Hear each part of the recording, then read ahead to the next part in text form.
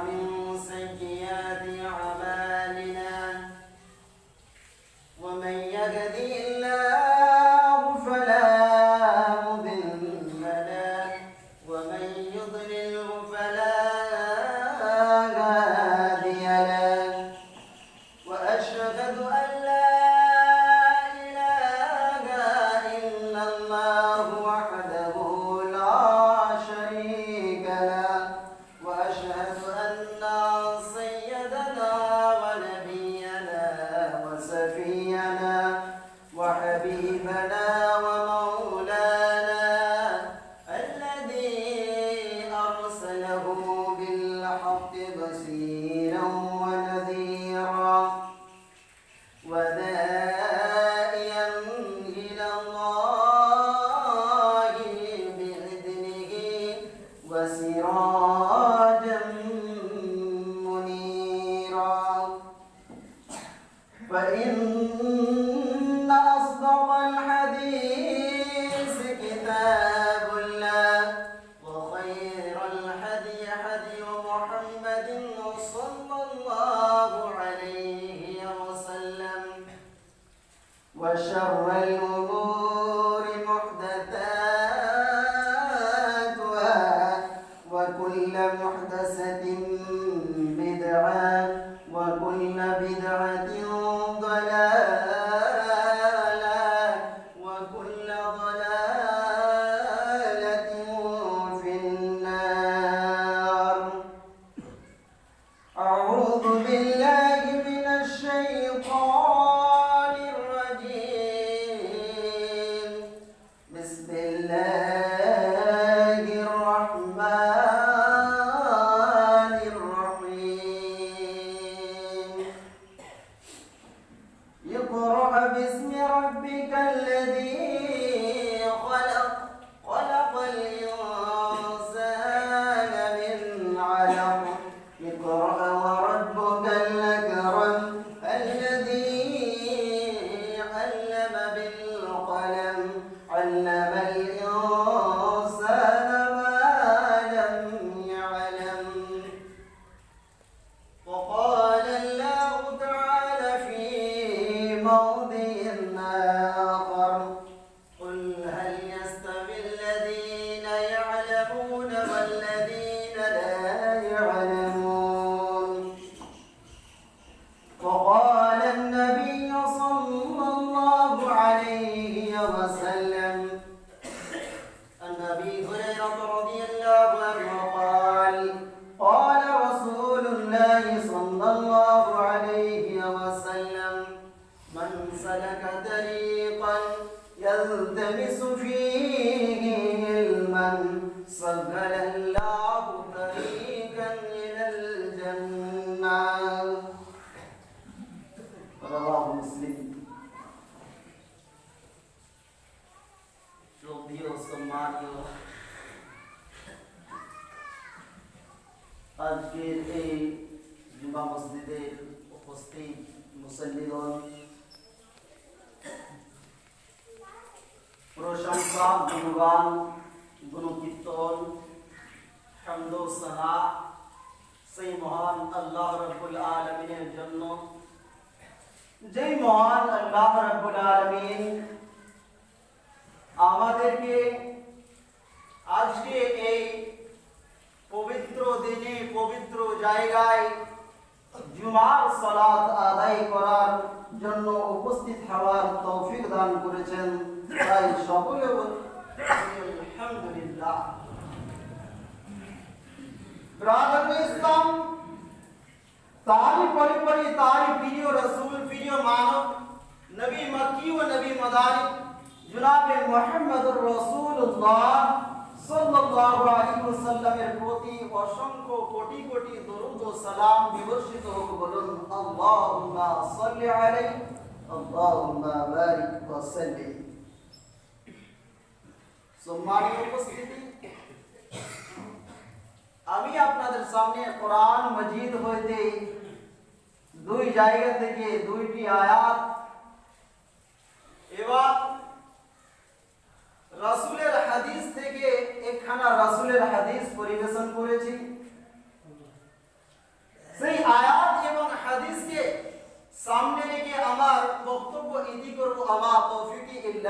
জায়গা। মাননীয় মুসলিম সমাজ, আমি যে আপনাদের সামনে যে বিষয় নিয়ে আলোচনা করতে চলেছি সেটি হচ্ছে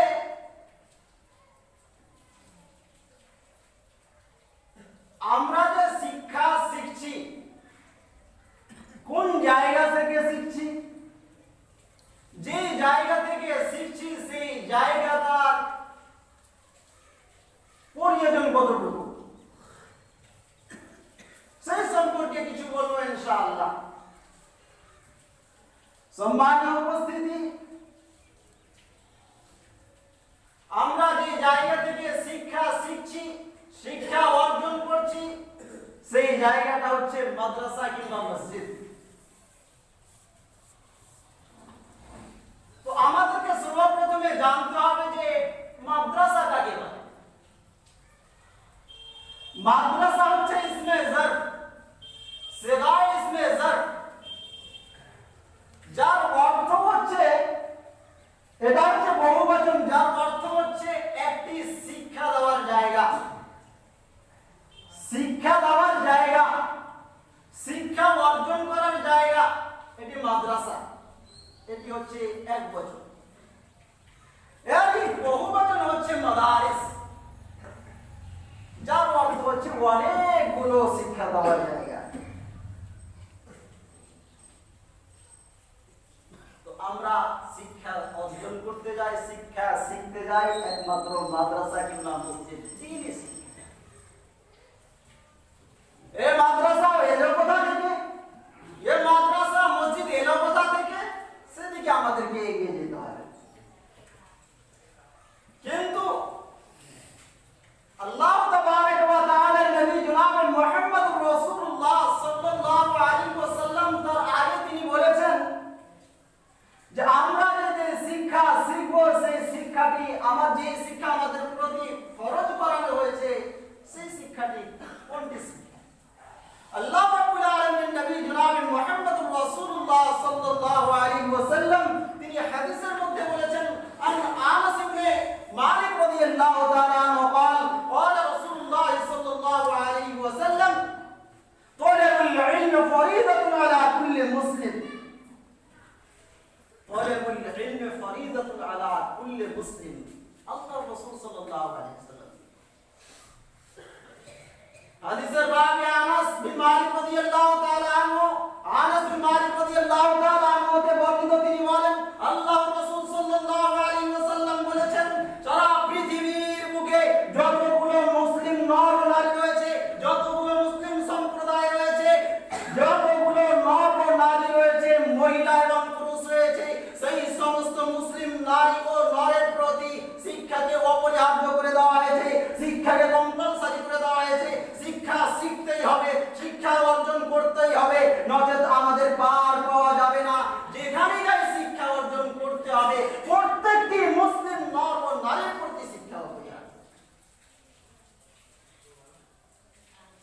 শিক্ষা অর্জন করতেই হবে, আল্লাহর রাসূল সাল্লাল্লাহু আলাইহি ওয়াসাল্লাম তিনি বলেছেন। তাই আল্লাহর নবী জনাবে মুহাম্মদুর রাসূলুল্লাহ সাল্লাল্লাহু আলাইহি ওয়াসাল্লামকে আল্লাহ তাবারক ওয়া তাআলা তিনি সর্বপ্রথমে শিক্ষা দিলেন, জ্ঞান অর্জন করালেন। কি করে, কোথায় দিলেন, কোন মাদ্রাসায় জ্ঞান অর্জন করালেন আল্লাহর নবীকে? হযরত জিবরাইল আলাইহিস সালাতু ওয়াস সালামকে আল্লাহ রাব্বুল আলামিন তিনি নিজের কাছে ডেকে বললেন, এ জিবরাইল তুমি চলে যাও কোথায়? হীরা পাহাড়ের গুহায়। হীরা পাহাড়ের গুহায় চলে যাও। কেন? কারণ কি? আমার প্রিয় নবী, আমার প্রিয় হাবিব জনাবে মুহাম্মদুর রাসূলুল্লাহ সাল্লাল্লাহু আলাইহি ওয়াসাল্লাম তিনি এই হীরা পাহাড়ের গুহায় একাই একাই ইবাদত করা পছন্দ করতেন, একাই একাই আল্লাহ তাবারক ওয়া তাআলার কাছে দুআ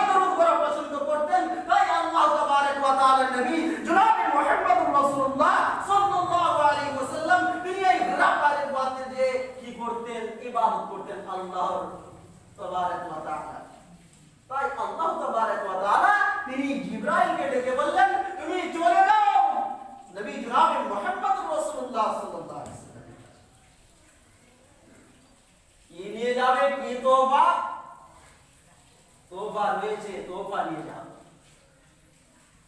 ইকরা বিসমি রাব্বিকাল্লাযী খালাক, এই আয়াত নিয়ে তুমি চলে যাও। হযরত জিবরাইল আলাইহিস সালাম তিনি আল্লাহ রাব্বুল আলামিনের কাছ থেকে সে আয়াত নিয়ে এসে আল্লাহ তাবারক ওয়া তাআলা নবী জনাব মুহাম্মদুর রাসূলুল্লাহ সাল্লাল্লাহু আলাইহি সাল্লামকে তিনি বললেন, হে আল্লাহর নবী জনাব মুহাম্মদুর রাসূলুল্লাহ সাল্লাল্লাহু আলাইহি ওয়াসাল্লাম, আল্লাহ তাবারক ওয়া তাআলার তরফ থেকে আপনার কাছে একটি ওহী এসেছে, সেটি হচ্ছে ইকরা বিসমি রাব্বিকাল্লাযী খালাক। অর্থাৎ আপনি পড়ুন সেই মহান আল্লাহ রাব্বুল আলামিনের, সেই আল্লাহ রাব্বুল আলামিনের নামে, সেই প্রভুর নামে, সেই রবের নামে, যেই প্রভু, যেই রব আল্লাহ রাব্বুল আলামিন আপনাকে পৃথিবীর বুকে সৃজন করে পাঠাচ্ছেন, আপনাকে পৃথিবীর বুকে সৃষ্টি করে পাঠিয়েছেন, তার নামে শিক্ষা অর্জন করুন, তার নামে আপনি পড়ুন। আল্লাহ তাবারক ওয়া তাআলা নবী জনাব মুহাম্মদুর রাসূলুল্লাহ সাল্লাল্লাহু আলাইহি ওয়াসাল্লাম তিনি উম্মি ছিলেন, আনপড় ছিলেন, পড়তে জানতেন না। উত্তর কি হবে? এটা স্বাভাবিক ব্যাপার। আমি যদি পড়তে না জানি, কোন স্কুল কলেজে না পড়ি, আর আমাকে হঠাৎ করে কেউ এসে যদি বলে যে তুমি এই বইটি নাও এবং পড়ো, আমার পক্ষে পড়া সম্ভব কখনোই নয়। ঠিক সেই রকমই আল্লাহ তাবারক ওয়া তাআলা নবী জনাব মুহাম্মদুর রাসূলুল্লাহ সাল্লাল্লাহু আলাইহি ওয়াসাল্লাম তিনি ওই জবাব দিলেন, মা আনা বিকারি, আমি পড়তে জানি না। অর্থাৎ আমি কোনো স্কুল কলেজে পড়িনি, আমি কোনো মাদ্রাসা মসজিদে পড়িনি, তাই আমি পড়তে পারবো না। মা আনা বিকারি, আমি কিছুই জানি না, কি করে জবাব পড়তে পারি? আমি কোনো স্কুল কলেজে পড়ি। এই উত্তর যেমনই দেওয়া আল্লাহ তাবারক ওয়া তাআলা নবীকে, আল্লাহ তাবারক ওয়া তাআলা নবী জনাব মুহাম্মদুর রাসূলুল্লাহ সাল্লাল্লাহু আলাইহি ওয়াসাল্লাম যখন দিয়ে এই উত্তর জিবরাইলকে দিলেন, জিবরাইল তখন বুকের সঙ্গে সিনার সঙ্গে জড়িয়ে আল্লাহর নবীকে একটি জোরে চাপ দিলেন। এত জোরে, এমন জোরে চাপ দিলেন যে আল্লাহর নবী সাল্লাল্লাহু আলাইহি ওয়াসাল্লাম তিনি কষ্ট পেলেন, কষ্টদায়ক চাপ দিলেন। এবারে আবার জিবরাইল আলাইহিস সালাম আল্লাহর নবীকে বলছেন, হে আল্লাহর নবী, ইকরা বিসমি রাব্বিকাল্লাযী খালাক, অর্থাৎ আপনি পড়ুন সেই প্রভুর নামে যিনি আপনাকে সৃজন করেছেন, সৃষ্টি করেছেন। কারণ কি? কারণ এই যদি আপনি শিক্ষা অর্জন না করেন, এই ইলমের বিধান অর্জন না করেন, তাহলে আপনি নামাজ কি করে পড়বেন? এই শিক্ষা যদি আপনার মধ্যে না থাকে, তাহলে যাকাত কি করে দিবেন? এই শিক্ষা যদি আপনার মধ্যে না থাকে, তাহলে হজ কি করে করবেন? এই শিক্ষা যদি আপনার মধ্যে না থাকে, তাহলে সাওম ও সিয়াম কি করে পালন করবেন? অর্থাৎ আপনি পড়ুন, যদি এই শিক্ষা অর্জন না করেন, তাহলে আপনার যে শরীয়তের আদেশ দেওয়া হয়েছে, এই নির্দেশ দেওয়া হবে, সেগুলো আপনি পালন করতে পারবেন না, নামাজ পড়তে পারবেন না, রোজা রাখতে পারবেন না। কারণ এই শিক্ষার মধ্যেই রয়েছে এই ইলমের বিধান, রোজা করার নিয়ম, নামাজ পড়ার নিয়ম। তো আপনি শিক্ষা অর্জন করুন। তারপরেও আল্লাহর নবী জিবরাইলকে বলি, তাই উত্তর দিলেন, মা বিকারি, আমি পড়তে জানি না। এই করে করে যখন এই উত্তর দিলেন জিবরাইলকে, তখন জিবরাইল আলাইহিস সালাম আবার আল্লাহর নবী জনাব মুহাম্মদুর রাসূলুল্লাহ সাল্লাল্লাহু আলাইহি সাল্লামকে বুকের সঙ্গে জড়িয়ে ধরে জোরে একটা চাপ দিলেন। এমন অবস্থা হলো, এই জোরে চাপ দেওয়ার কারণে আল্লাহ তাবারক ওয়া তাআলার নবী জনাব মুহাম্মদুর রাসূলুল্লাহ সাল্লাল্লাহু আলাইহি সাল্লাম তিনি অসুস্থ হয়ে পড়লেন। আল্লাহর নবী জনাব মুহাম্মদুর রাসূলুল্লাহ সাল্লাল্লাহু আলাইহি সাল্লাম তিনি অসুস্থ হয়ে পড়লেন, নিজেকে কমজোর মনে করলেন। এবারে দ্বিতীয় দফা জিবরাইল তিনি বললেন, ইকরা বিসমি রাব্বিকাল্লাযী খালাক। এই যেমন আয়াত জিবরাইল আলাইহিস সালাম পড়লেন, তার সাথে সাথে আল্লাহর নবী আস্তে আস্তে পড়তে আরম্ভ করলেন, আস্তে আস্তে পড়তে আরম্ভ, আস্তে আস্তে পড়তে পড়তে এমন বেশ জোর সরে পড়তে আরম্ভ করেছেন, এমন জোর সরে পড়তে আরম্ভ করেছেন যে আল্লাহ তাবারক ওয়া তাআলা তিনি উপর থেকে আরেকটি আয়াত নাযিল করলেন। কি আয়াত? ওয়ালা লা তুহাররিক বিহি লিসানাকা লিতাআলা বিহি। হে আল্লাহর নবী জনাব মুহাম্মদুর রাসূলুল্লাহ সাল্লাল্লাহু আলাইহি সাল্লাম, আপনি কেন ওহীর বিধান এত তাড়াতাড়ি পড়েন? কেন আপনি ওহীর বিধান এত তাড়াতাড়ি পড়েন? কেন কোরআন মাজিদ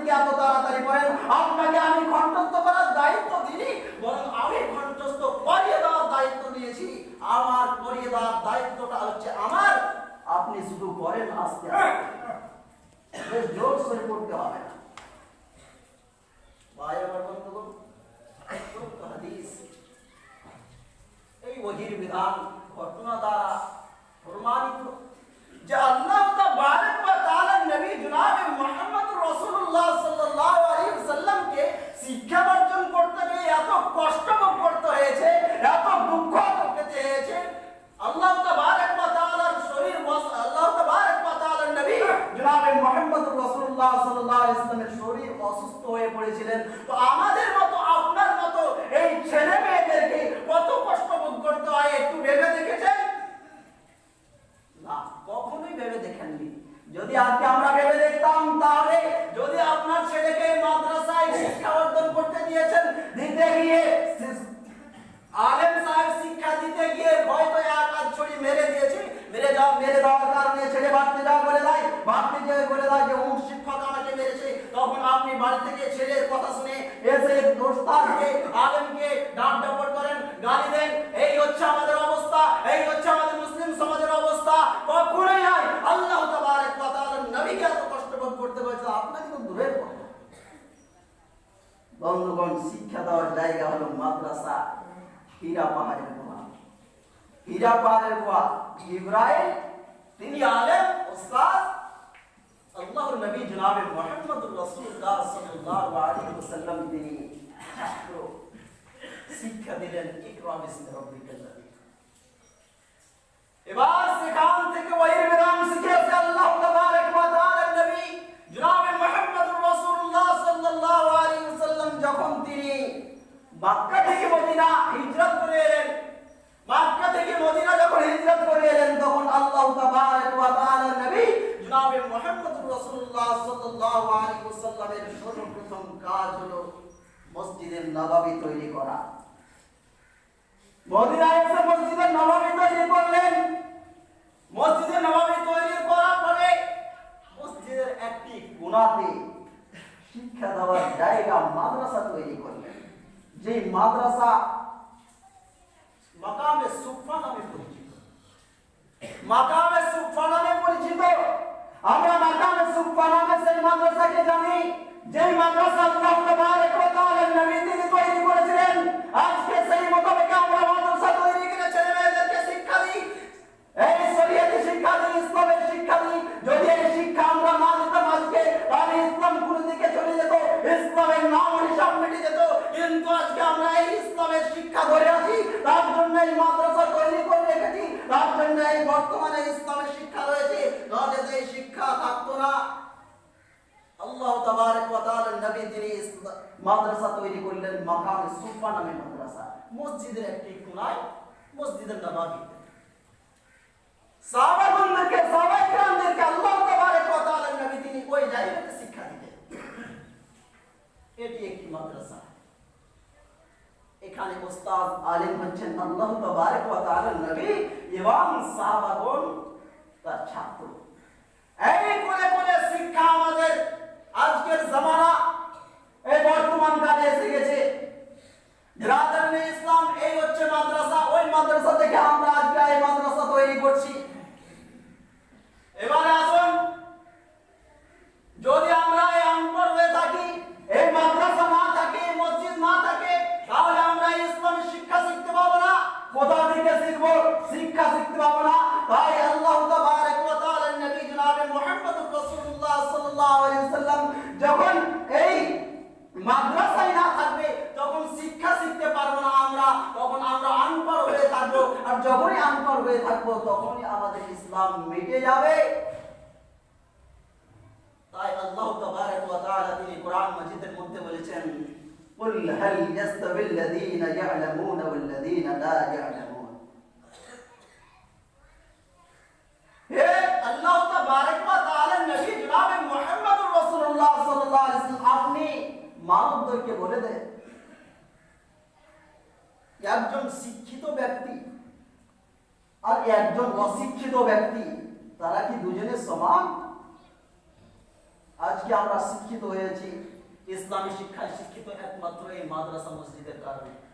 যদি এই মাদ্রাসা মসজিদ না থাকতো, তাহলে আমরা তাই আল্লাহর নবী কে খেতাব করে আল্লাহ তাবারক ওয়া তাআলা তিনি বললেন, বলে দাও তোমাদের আপনার উম্মতদেরকে কি যে একজন আনপড় ব্যক্তি, একজন জাহেল মূর্খ আর একজন শিক্ষিত ব্যক্তি, তারা দুজন কি সমান?